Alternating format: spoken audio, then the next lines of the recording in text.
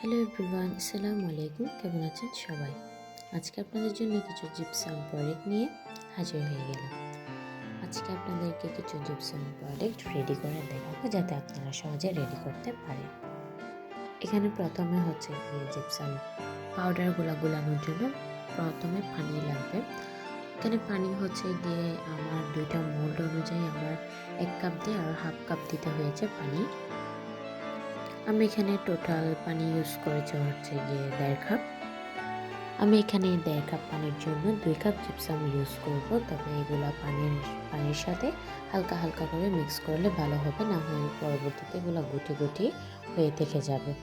আর gypsum হচ্ছে কিন্তু অনেক তাড়াতাড়ি হার্ড হয়ে যায়, সেহেতু আমরা যত দ্রুত পারি মিক্সটা করে সাথে সাথে মোল্ডে ঢেলে দেওয়ার চেষ্টা করব।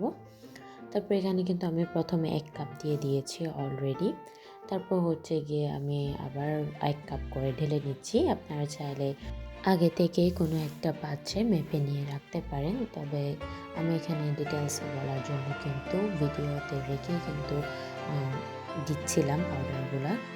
অনেকটা কেকের ব্যাটার যেভাবে রেডি করা হয় সেরকমটাই কিন্তু, তবে এটা যেহেতু জিপসাম একটু সেফলি কাজগুলো করতে হয়। এখানে কিন্তু এবার আস্তে আস্তে আস্তে আস্তে অল্প পরিমাণ দিয়ে শুকনো উপকরণগুলো দিয়ে ভালো করে মিক্স করে নিচ্ছি।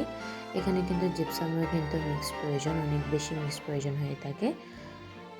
আমি এখানে ভালো করে মিক্স করছি যাতে গুটি গুটি বা আঠালো শেপটা না থাকে।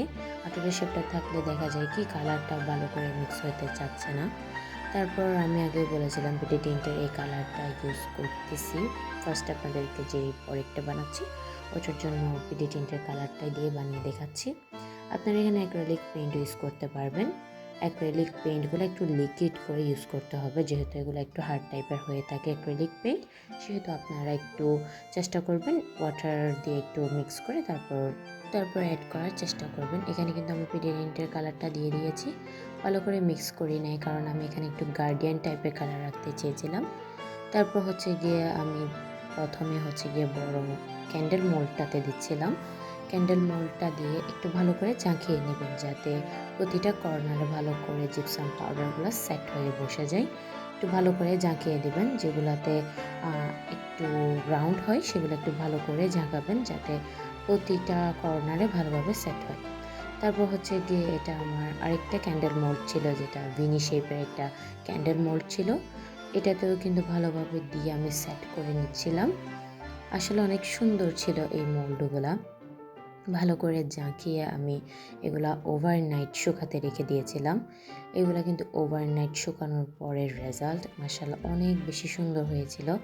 এগুলার কালার কম্বিনেশন আমি যেরকম চেয়েছি ঠিক সেরকমই আসছে, একটু গার্ডিয়ান টাইপের সাদা আর গাঢ় গ্রিনের একটা মিশ্রণ, অনেক সুন্দর আসছিল।